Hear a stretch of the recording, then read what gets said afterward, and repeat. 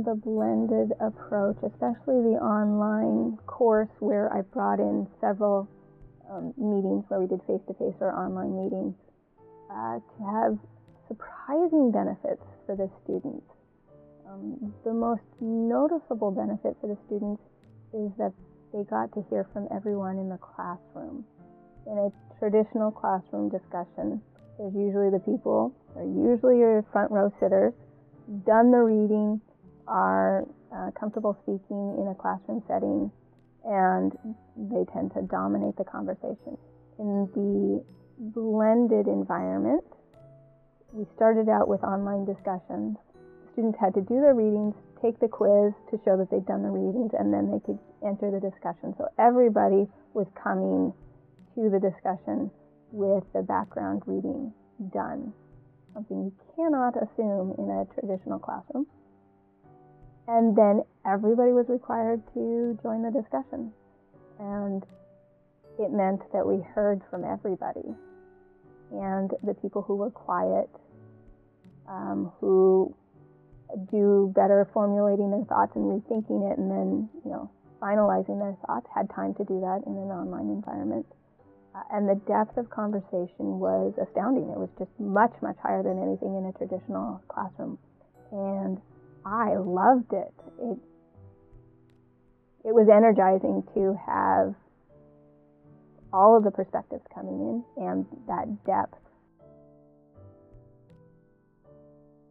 I don't know if it's the use of Canvas or just how the technology tools have evolved, but as we move towards more social tools, I find that I'm engaging with students a lot more than I would in a face-to-face only classroom, because when you walk into face-to-face classroom, you walk in, you start working, there's not often time to chat with all the students. Whereas in a blended environment, at least part of the time they're online. They may write back to you. If you give them feedback and assignment, they might quickly reply, thank you, asking for clarification. Sometimes it's maybe a video chat. And so I feel like I get a lot more one-on-one time with students. I have a number of students that are in the Seattle area, and so they only have to come up to campus 5 times a quarter rather than 10 times a quarter. And that leads to a learning benefit, because if we didn't give them that access, then potentially they wouldn't even be in the class. Granted, maybe they could take the initiative to learn on their own, but we're all busy and we like deadlines and timelines because they help us regulate and manage our time.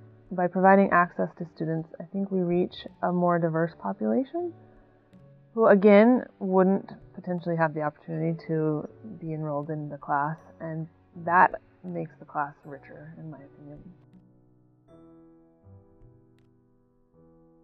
The time that I spend face-to-face with students really increases. And that's, one of my favorite parts of teaching. So it's really nice to be able to spend one-on-one time in a class with over 40 students. I spend a lot less time grading. My first quarter as a professor, I spend incredible amounts of time grading and, writing down these responses that the students may or may not read. And I felt like this probably wasn't the best way to use the time.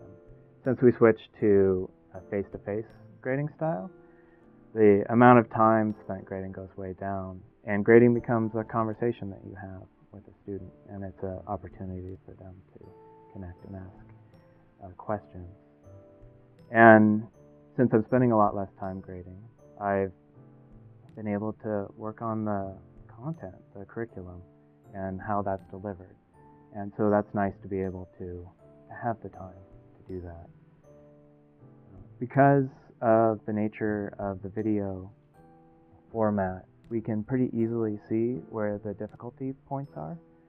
You look at the video playback and you can see the spot where everybody's rewinding the videos that are getting played over and over, and you know that those ones need to be simplified or maybe broken down into smaller chunks.